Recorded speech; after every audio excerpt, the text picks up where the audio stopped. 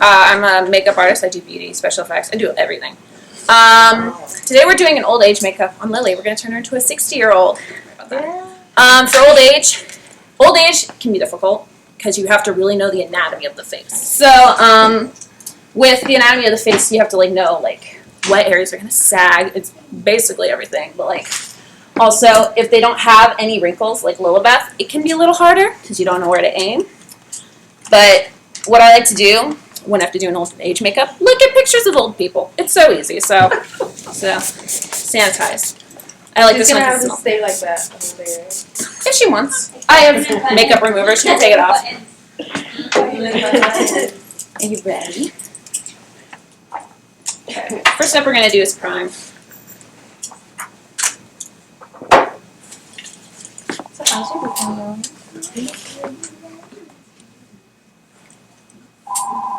And when you're applying any makeup on the face, be gentle.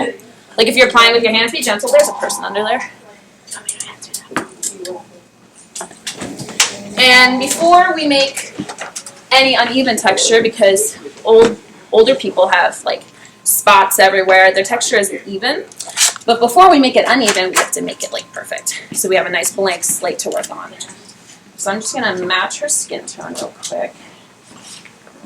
Pick up if you can. So you just take your palette knife, you scoop it out, you put it on here. This is a palette. I like it because it's on my arm and I can get to it real easy. I like to start in the center and work my way out. Oh. These are the Morphe foundations. I prefer cream foundations because they're pretty compatible with basically all skin tones, or skin types, sorry. And I like Morphe's consistency. It's really pigmented, you don't need a ton. And because you don't need a ton, they'll last you a long time. We're going to go ahead and start with the eyes. With old age makeup, people generally start showing signs of aging around the eyes. It starts with crow's feet. So that's what we're going to start with. And also, the brow bone starts to sag a little bit. So, it's all about the application. Basically, makeup's pretty, universal. But, it depends how you apply it. If you want to look, younger and more awake, apply, a lighter concealer under your eyes. Not too light, not like me light, but, 2 shades lighter than you actually are, and, really blend it in. And that'll help you look more, awake. So we're going to go in with just a tiny little brush. This is a paintbrush from Michaels. And we're going in with a neutral tone, topping off the excess. I'm going to have you look up. I'm going to go in and start doing crow's feet. You want to start really light and build your shade. You don't want to go in with too much eyeshadow at once. What shade did you use? Can you show us?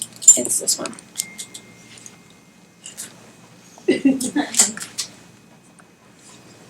See, because she has a warmer skin tone, I used a warmer brown. If it was going to be someone like me, I would use a cooler brown because I'm cool skin tone. And if you put warms on me, I turn orange. So you got to know your skin tones and your tones. Those are eyeshadows? Yeah, this is an eyeshadow. You can use anything for this. You can use a concealer. You can use another foundation. You can use an eyeliner if you're really careful. And with this part, you want to go with the natural curve of the face. I don't know if that makes any sense, but when you're looking at it from this way, you can see how the face curves. And that's what makes it easier, and that's what makes it translate well. And this is just the first color. We're going to layer.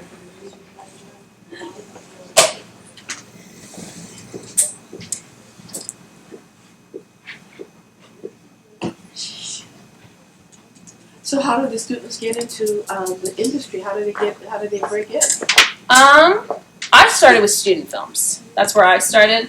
Go to local colleges or bigger colleges if you're brave, and start handing out business cards. Hi, I'm a makeup artist. Go to their film department and be hi, I'm a makeup artist. Here's my card. If you need a makeup artist for anything, let me know. Call me. I'm free whenever. And it's going to start with no pay. It will start with that. But then, once you get better and once more people start, noticing your work, you'll start getting paid. And I'm just taking the same foundation sponge, no extra product, and I'm just blending out my edges.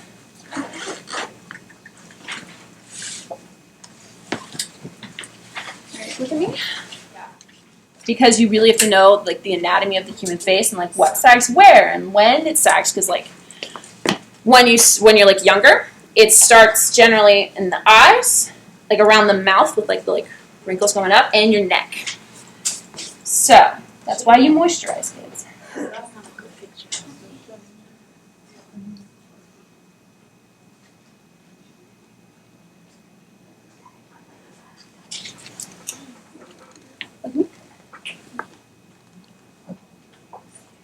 Alright, so that's the base color.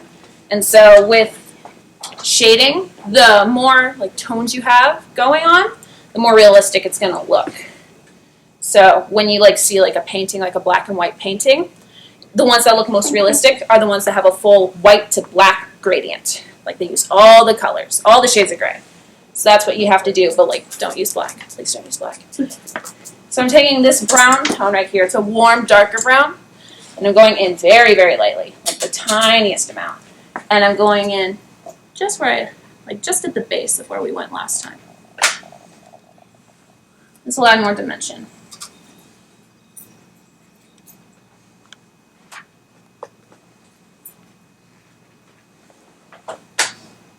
So when you're doing the special effects makeup, how long does it take from start to finish?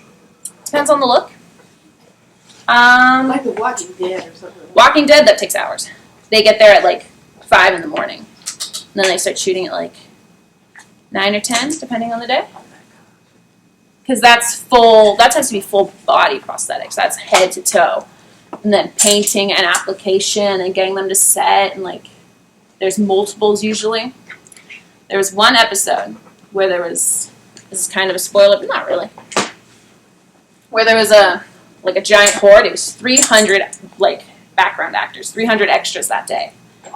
And the makeup artists got there at like 5 in the morning, started applying, and then by noon, the ones they had applied in the morning were coming back for removal. So, and that was a team of 8 makeup artists. Yeah, going right underneath, just with the corner of the sponge, and I'm blending out that lash line. It's too hard of a line. I don't like it. That's my phone, I'm sorry. You okay? Yeah. As soon as my eyes get watery. That's fine. It'll be fine. You just keep finessing it till you get it. Why, if you want to de-set, practice on your friends and like time yourself. I can get a full like beauty makeup done in 20 minutes.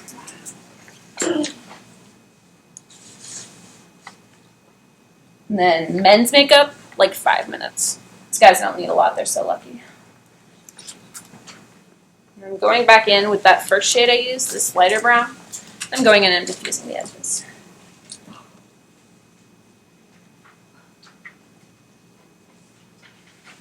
Yeah, if you need to go back in with your colors, go ahead. Sometimes color gets lost, go back in with it. You'll be fine, it's okay. We're going to do the crinkles under the eyes because some of us have them naturally. I have them naturally. But as you get older, they get worse. So yay, can't wait for that. Alright, and now if you look up, this is going to tickle. I'm sorry.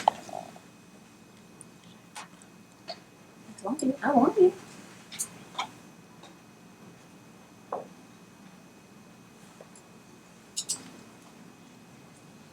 And I'm just following the natural contour of her eye of where that is in the socket. You'll be able to feel it. It sounds gross, but you will. It's fine.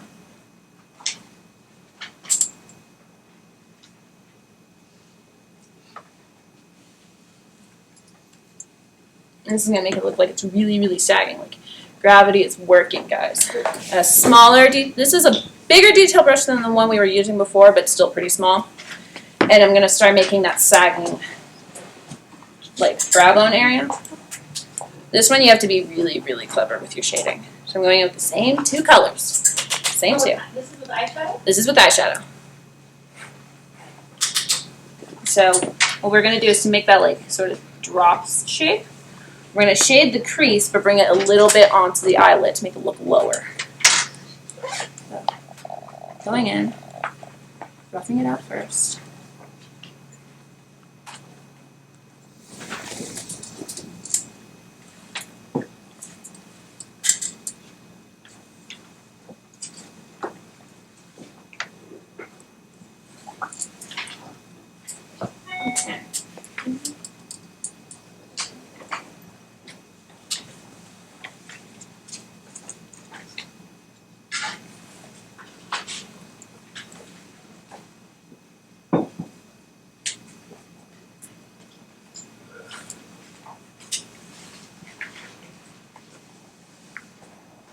Does anyone have any questions?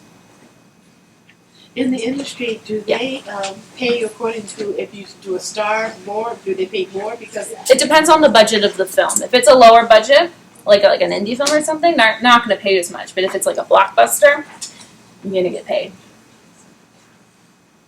so if it's like Jennifer Aniston or Yeah, generally they get cast in like big movies, blockbuster type things, so you'll get paid more. It's not really based on actor, it's more based on the budget of the film itself, because that's what determines how much you're getting paid. I'm going to go with the same darker tone, but like the hair sparingly. This stuff is so pigmented, you don't need a lot. Under eyes. We're going back in, but like in a smaller radius of what we did last time. That way you can just see it a little more.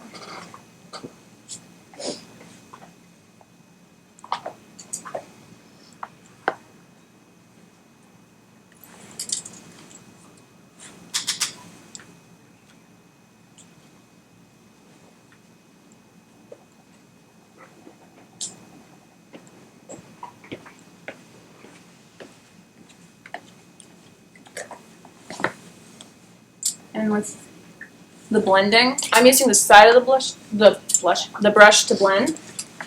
But if you have trouble with that, use like a small blending brush just to blend it in.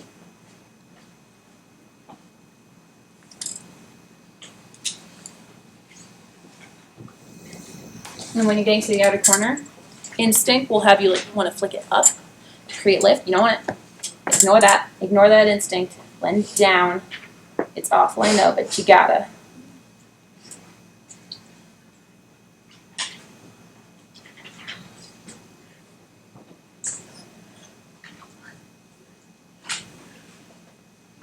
Do you set the makeup like afterwards? Yeah, I do it when I'm done. Yeah, I use the setting spray after I'm done. I do it in between, it's just a hassle. Looks good.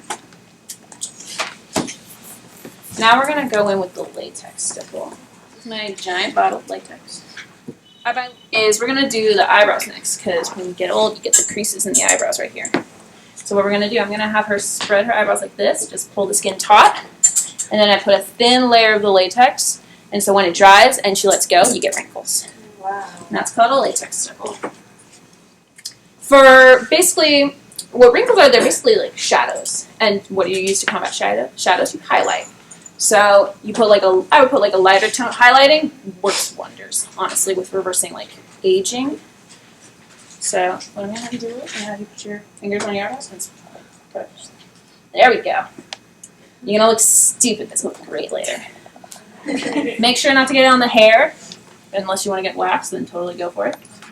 I'm taking just a little wedge sponge and a tiny little bit of latex. You don't need a ton. I'm just putting a very thin layer in between. You're going to hold it like that while it's drying. Yeah, you're going to hold it. It's a thin layer, so it'll dry pretty fast. Good. You can let it go. And then you see it starting to wrinkle, and you can push it forward. Make it wrinkle some more. Can everyone see that? I'll shade it in a little bit more, but it gets you the base wrinkles. And you just shade it in and get an extra added realism. So going back in with the same eyeshadows. And we're going to go with a teeny little brush, the teeniest. We're going to go with this one. This is another paintbrush from Michaels. We're going to go in straight with the darker one. Tap off most of it. We're going to go in. And with the lines you can see, because I can see them. They're pretty big.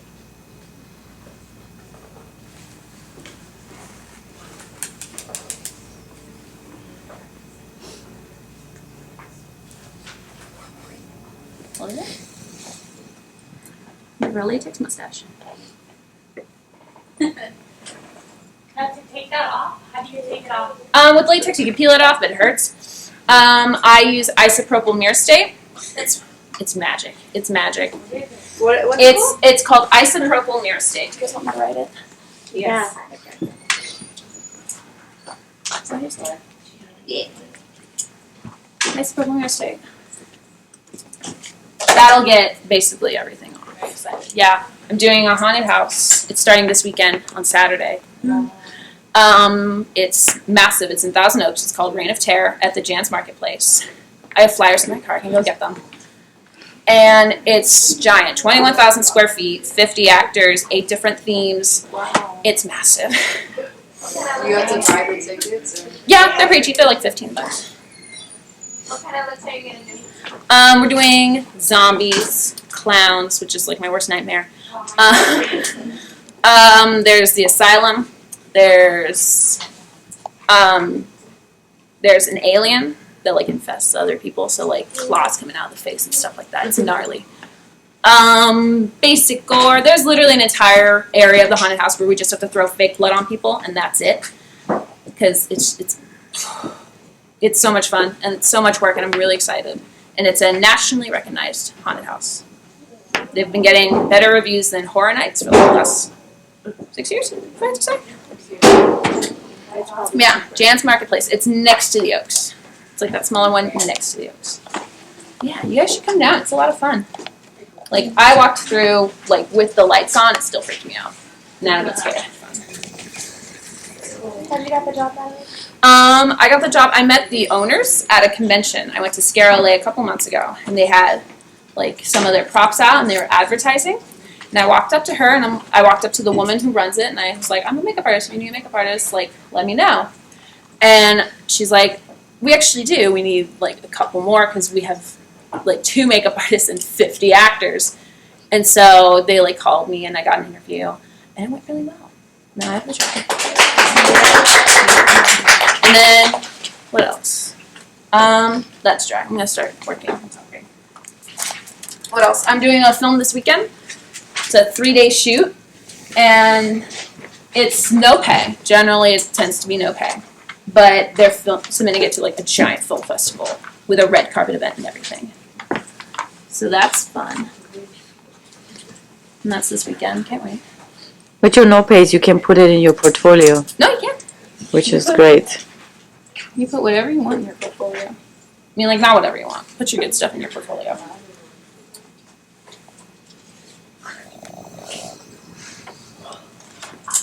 I saw the looking liquid on my house. Oh, the tea? Thank you. Thank you. Oh my gosh. Yeah, that was a Prozade transfer. Those are good for, like, if you, like, really want to get something fast. If you have a bunch of actors, like 50 plus, I'd say, Prozade transfers are your best friend. And also, if you want to create consistent looks, those really help. Thank you. Taking the lighter shade and then diffusing my edges.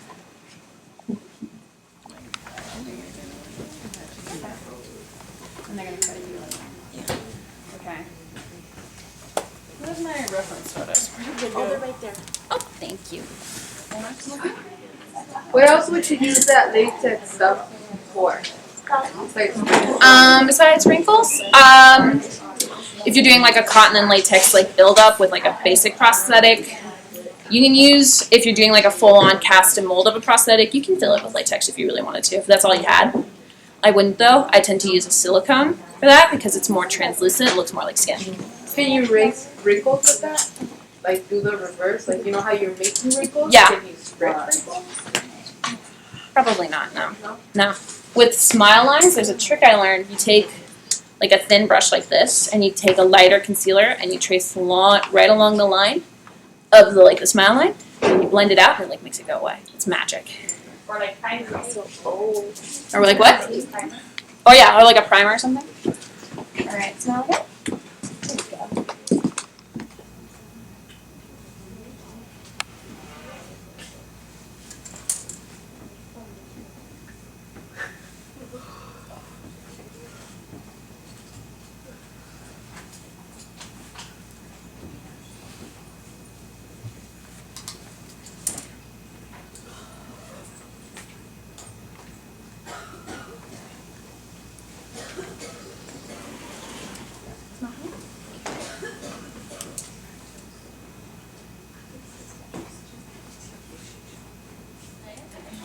All right, I'm gonna have you lift your eyebrows for me, like up, like straight up.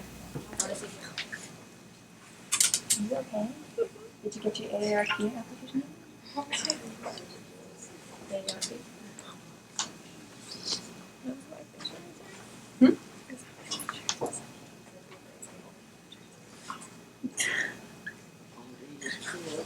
Yeah. See, like, I wish I could give her like a gobbling neck looking thing, but I can't. I don't have aesthetic. They do make pre-made ones, but whether that's gonna fit or not is like questionable because it's made on like a generic kind of face. But if you can get like a live cast of a person, that's your key to getting a really good old age makeup. If you have like an actual mold of their face, that way you can make it fit perfectly. But I don't, so we're gonna just go with this. And with these, I'm going right in the middle of the dip, so it's like light, dark, light. It makes more of dimension. You can go all the way if you want. Doesn't matter. It's more preference than anything else. Absolutely. I'm sorry.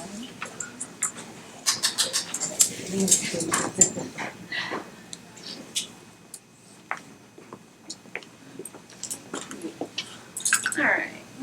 I'm gonna go in with like. All right, we're going in with just like a small fluffy brush. Look at this in like 50 years. I'm going in with this, and we're gonna start doing normal contour, but like ugly contour. So like normal contour is like the cheeks. So we're gonna smile for me. She has like the apples of the cheeks, and kind of go along that. It'll give it a nice dropped look.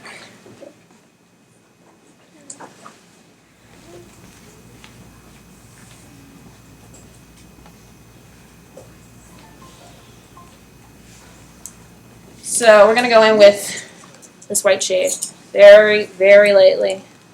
And just wherever there's shading, put some little highlighter next to it. So we're gonna start with the forehead, go in between the ridges. Because she's darker than me, you don't need a ton, just enough to get the point across.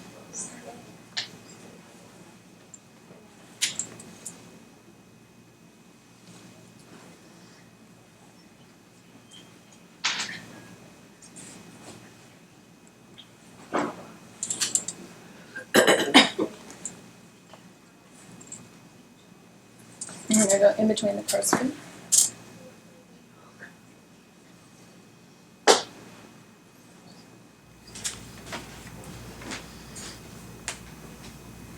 And then a little bit on the brow bone, right at the base of it to give it that like sunken look. So if you put it higher, it'll give it more lift. If you put it lower, it'll sink it down.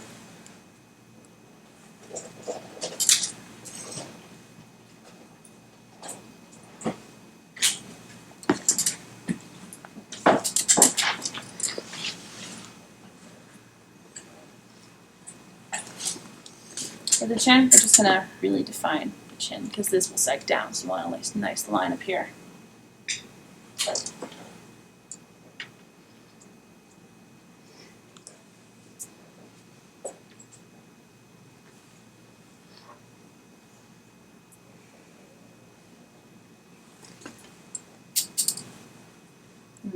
Really, oop, that's it. That's all you need.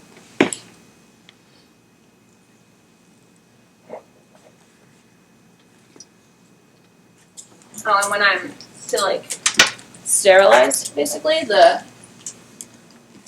palette, you take 99% isopropyl alcohol, just spray it down. Spray it and forget it. And this is how you like kill any of the bacteria that was on her face that got on the palette while you were working. That's how you kill it.